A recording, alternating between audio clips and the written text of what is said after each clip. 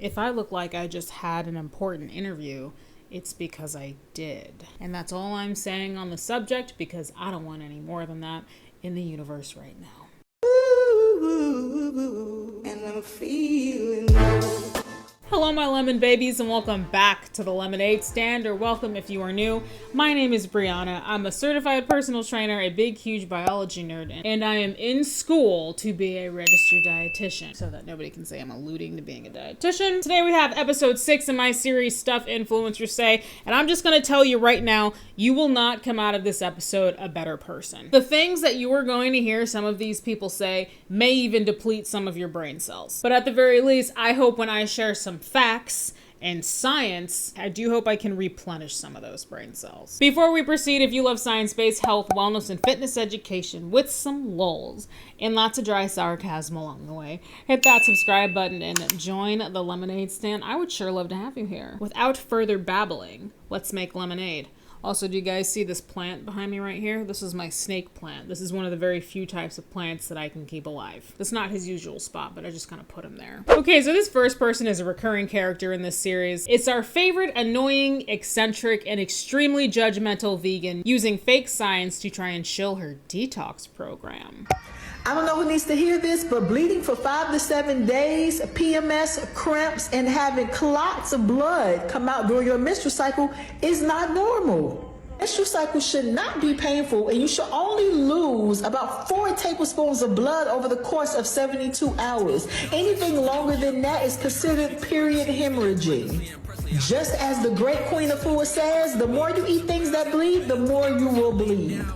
PMS, cramps, heavy bleeding are all the signs of mineral deficiency. It's because it's become normalized that people think that it's normal.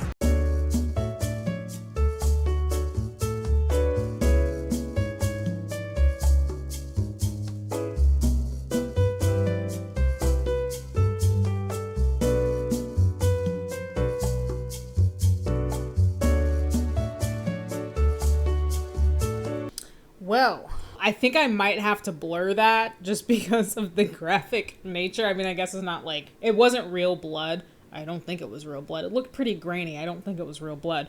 But I'm pretty sure what she poured that on was a diaper. You didn't have a pad? Well, that was weird. And then, oh, look at that at the end there. She has her detox challenge on pre-sale. It apparently can help with fibroids, hormonal imbalance, PCOS, PMS, cramping, and your prostate. Wait a minute. Prostate. I assumed that based on this post, the target is females. Women don't have a prostate. Now, I have learned as a big bad biology student that women have a gland that has a similar function called the Skene's gland. And it is sometimes referred to as the female prostate, but it's not the exact same thing as the male prostate. I wonder if that's what she meant, but that's not what she said. Anyway, so let's talk about girly things right now. So according to the National Health Service of the United Kingdom, the average menstrual cycle is 2 to 7 days long, and during that time it's normal to lose 1 to 5 tablespoons of blood. According to the Cleveland Clinic, a normal menstrual cycle is 3 to 7 days long. Normal symptoms that come along with your cycle include cramping, bloating, and mood shifts. Bleeding longer than 7 days is not considered normal, and one should consult with a licensed healthcare professional if you do. According to medlineplus.gov, a normal menstrual cycle is about 3 to 5 days. In addition to bleeding, one may also experience cramping, bloating, headache, and fatigue. And premenstrual syndrome, or PMS, can also happen, and PMS can come with a range of both physical and emotional symptoms. PMS is not a sign of mineral deficiency. It is actually a normal part of being a biological human female who gets a menstrual cycle. Now, I just gave you 3 legitimate evidence and science-based sources that directly contradict what this person just said. This lady's only qualification is that she's vegan. I've reacted to this lady plenty of times before, and something that's just so interesting about her, she always finds a way to demonize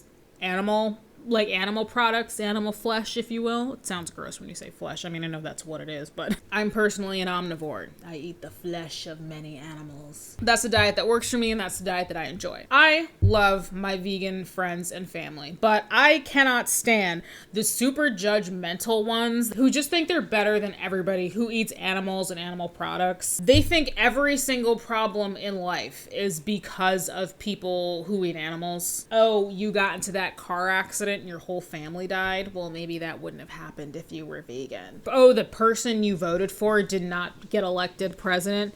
well, maybe if you were vegan, that wouldn't have happened. It's a very annoying narrative, and I know a lot of you non-judgmental, super cool vegan peeps who are watching this probably feel the same way. I feel like you guys can probably agree with that, because they're the ones who are making you look bad. This lady has a really big following, and she shares this attitude and this narrative a lot. So in a lot of ways, she's kind of representative. She's kind of representing vegan, but she's not really doing a great job, because in my opinion, she comes off as very judgmental. So it makes you guys look bad. It's okay. I know all of you don't suck. I know a lot of you are super cool. The fact is, you can be perfectly healthy eating a vegan diet. You can be perfectly healthy eating an omnivore diet. There's really no best diet. Please don't let these influencers tell you that. I've talked at length before about these hormone coaches that are plaguing social media these last few years. But the thing that never ceases to amaze me is the fact that they think they have the knowledge and the know-how and like the secret sauce to fixing hormonal imbalances and just like common period issues. She just said that bleeding for 7 days is not normal, and she said it pretty confidently. But I just showed you guys multiple reputable, legitimate scientific sources that say otherwise. She just said that PMS isn't normal. She said it very confidently. I just showed you legitimate sources that say otherwise for that as well. And she's not the only health and wellness influencer that I've heard say that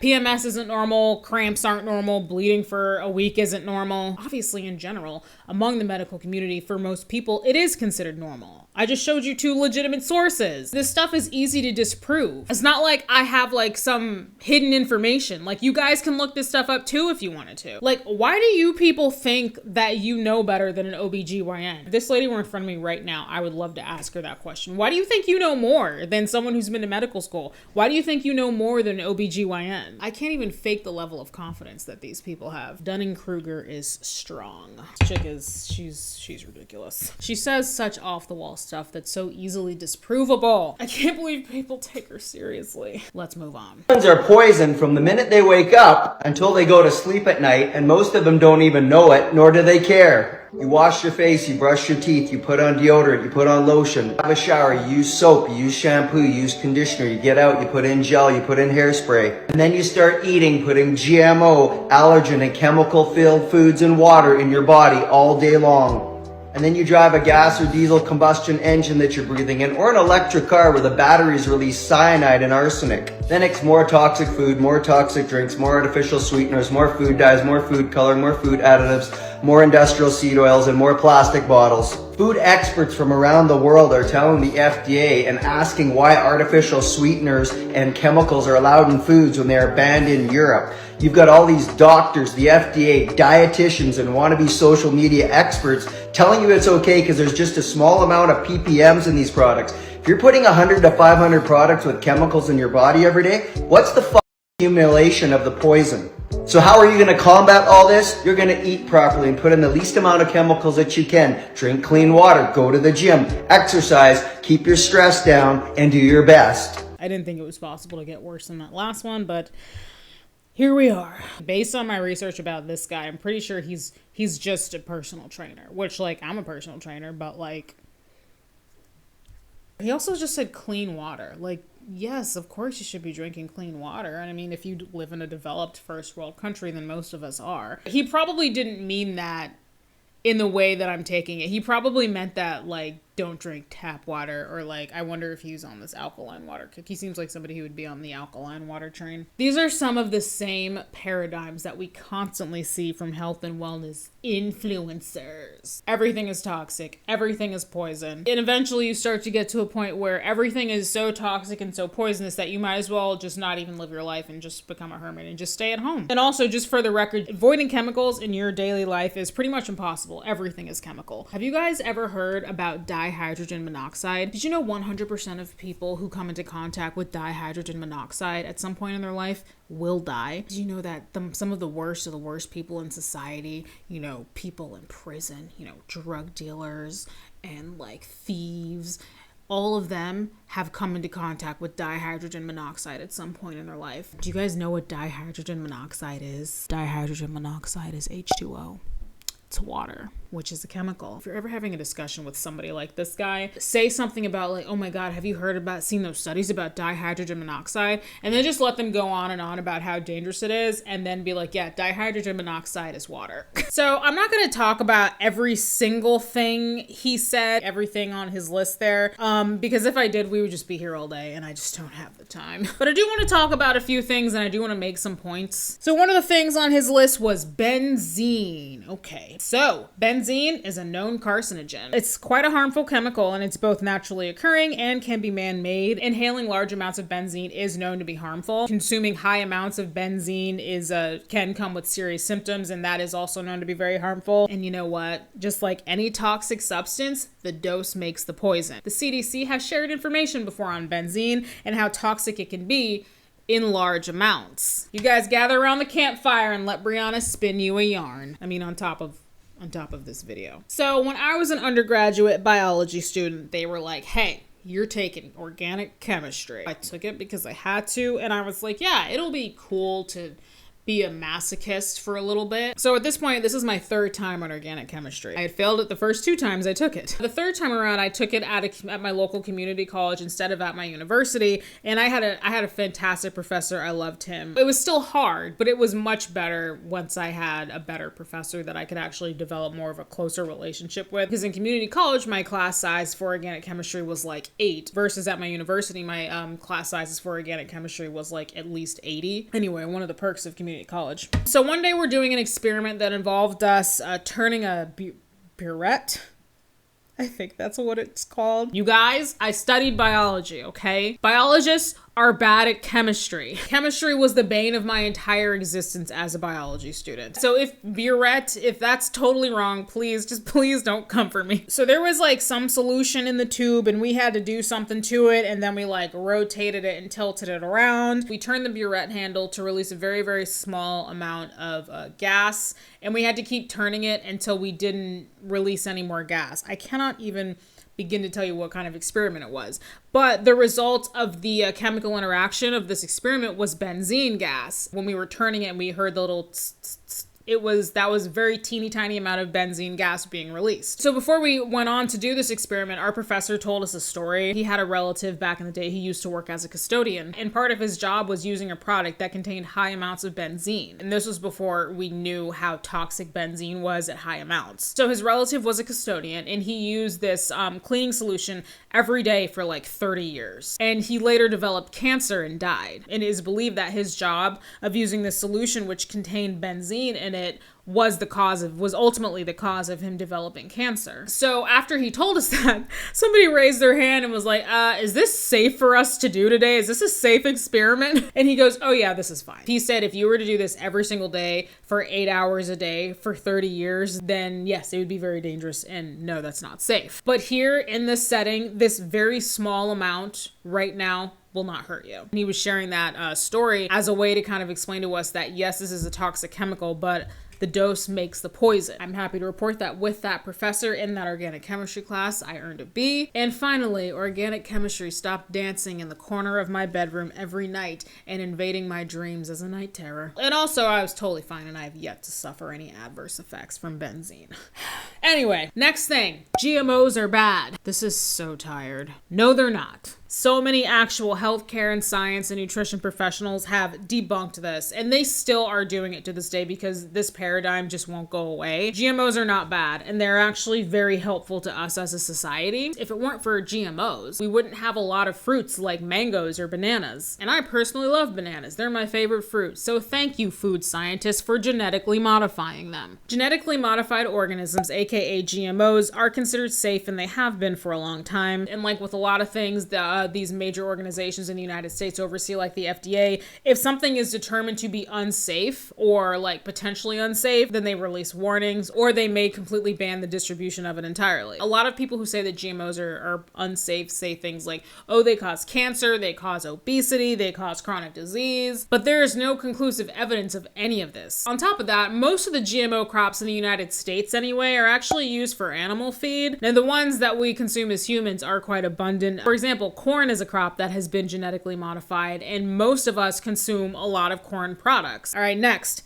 Seed oils. Oh my god, this one has also been debunked. Health gurus love to talk about how bad seed oils are. They promote inflammation, they cause cancer, you'll grow an extra limb, blah, blah, blah. But in their defense, this is not for no reason. So seed oils contain high amounts of omega-6 fatty acids. And at one point in fairly recent history, science has demonstrated that omega-6 fatty acids were more pro-inflammatory and just were overall worse for you than omega-3 fatty acids. However, science is a fickle whore. No, she's not. I just wanted to say that. Don't slut shame science. More recent research has emerged over the last couple of years that suggests that not only are omega-6 fatty acids not harmful as we once thought they were, but they may even offer cardioprotection, aka be good for our hearts and protect us from heart disease. A meta-analysis from 2019 even concluded that people with higher circulating levels of linoleic acids, omega-6 fatty acids, had a lower risk of developing heart disease. And that's just one piece of recent evidence. There's tons more. So next time someone tells you that seed oils are bad,